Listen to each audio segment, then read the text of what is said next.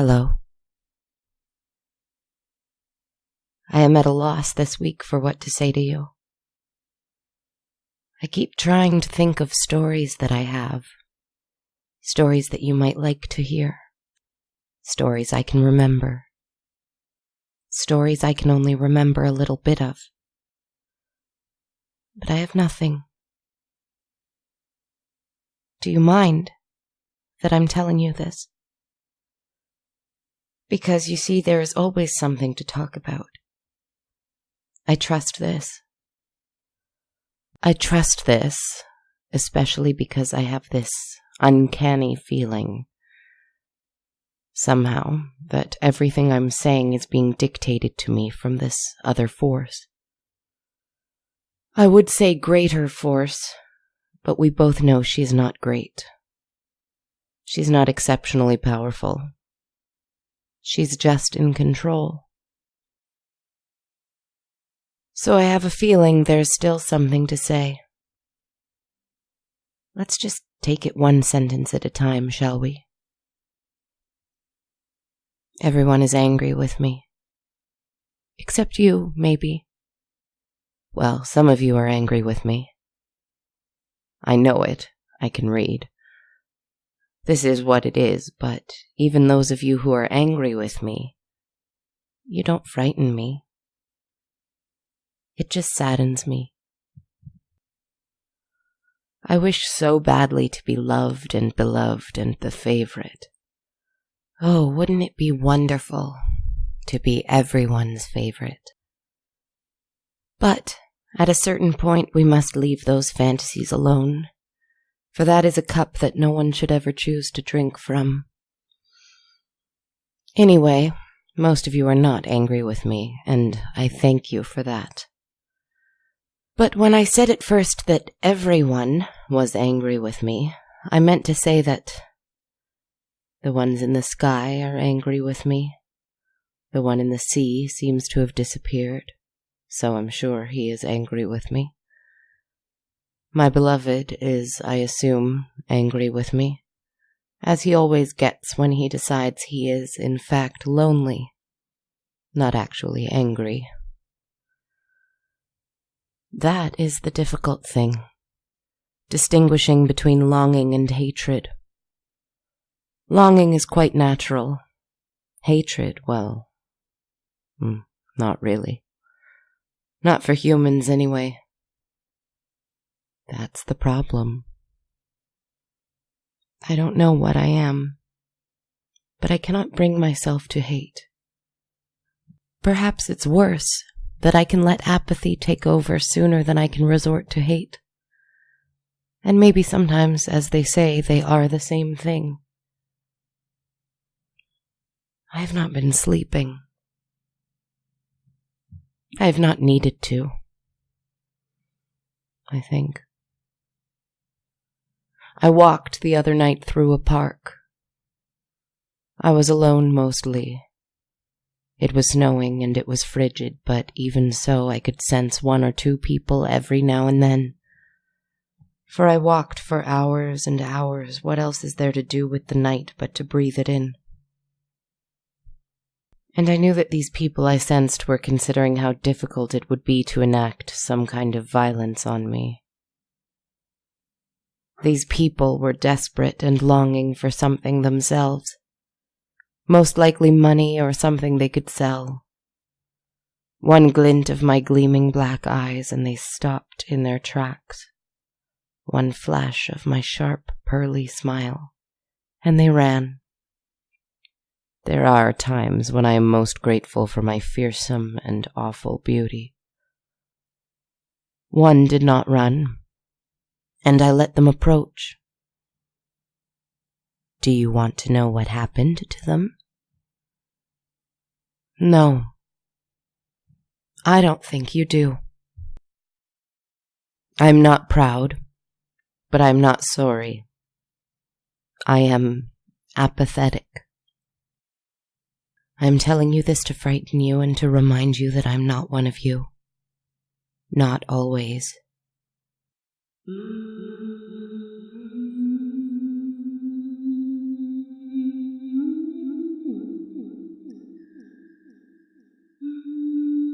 Every now and then I think I am a girl once more. Every now and then I remember the home I grew up in, and the colors of the dresses I wore, and the voices of those who loved me. But then I recall that I am now only this.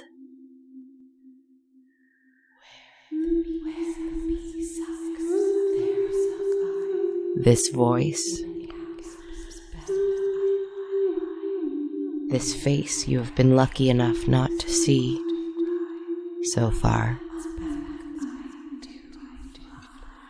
The trail of dead grass that follows behind me under every step I take with my bare feet in the summertime. I am only this.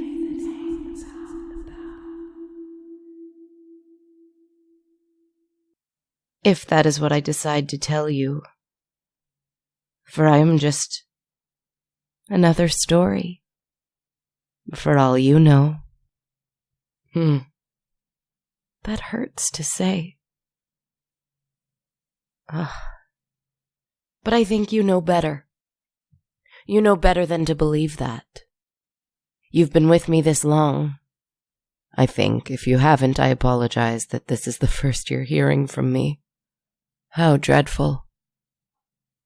If you've been with me this long, then you know I am simply retreating back into myself because I am afraid. And I told you. I've told you many times to be afraid of me. But the fact is that I didn't kill that person in the park. This little, troubled human who attacked me.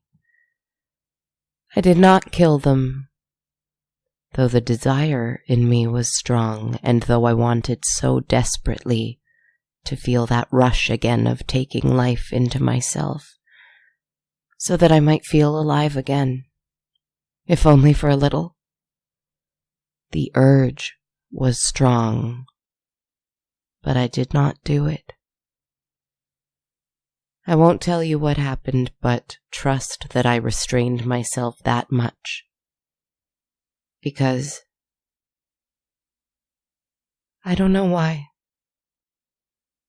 Just because. Anyway, I am afraid. I'm afraid because after someone attacked me and I retaliated, something caught my eye in a nearby bit of green in an otherwise white and snow-covered pathway. Sitting there, stark against the green and brown patch of earth that somehow remained untouched by the winter, was a white feather. Too large to be from a pigeon or a gull or a city-dwelling bird. Too white, also, and too clean. And the thing is, I don't know if it came from an enemy, or a friend, or from my own black wings which have somehow sprouted one or two white feathers, just here and there over the last few months. I don't want that. I don't want to be one of them. One of the ones who learns to shut out their impulses and their poetic longings, and their sadnesses and their little pains and tiny victories against reality. I don't want to be one of the ones who fights against chaos and for order. I want always to be this thing I am now. Confused and chaotic and sad and joyful. Surely it is all a warning. Something is coming. I say that a lot, don't I? I don't think it is another battle. I don't think it is punishment again. I think we're all tired of that. You and me alike, my friend. But it must be soon, for we only have 10 episodes left, don't we? If only I had a story for tonight. I'm sorry. Forgive me. I only have myself to give you tonight. I'll be better, I'll try, but for now, I once heard a story about a little duck, misshapen and ugly and cast out by the other little ducks. And that little duck grew up to become a beautiful swan.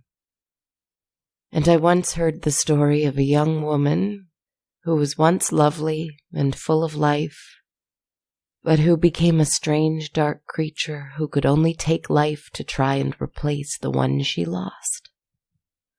And just when everything seemed so hopeless and dark, she sprouted two beautiful, immense black wings so that she could fly into the moonlight and have light once more.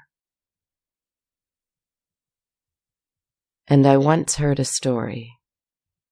I don't know who told it to me. I don't know how I heard it. Perhaps it was whispered in my ear while I was staring at myself longingly in the mirror. Perhaps it was spoken quietly from within my mind while I lay, asleep yet not asleep, trying to remember what the moon looked like that night.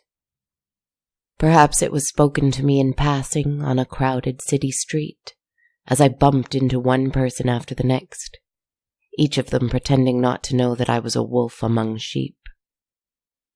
But once I heard a story. It was about a girl at a computer, writing and writing, despite the fact that half of herself was far away among the clouds, and the other half was glued to a chair and a screen. And despite the fact that a terrible dark presence stood on her balcony, looking in on her, she still sat. And despite the fact that the world around her was crumbling and burning and freezing over and cracking into tiny pieces, she sat there still. This is a story about her, and how, as she sat there, her words coming out one after another, the screen suddenly went black.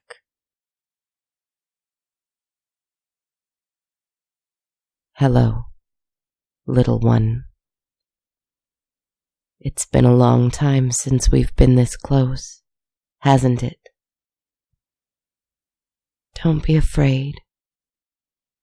I won't hurt you. And I won't leave you. You know that I can't, right? Yeah, I know. Good. From now on, it's you and me, always. Now, are you ready? Here we go. Good night, my friends.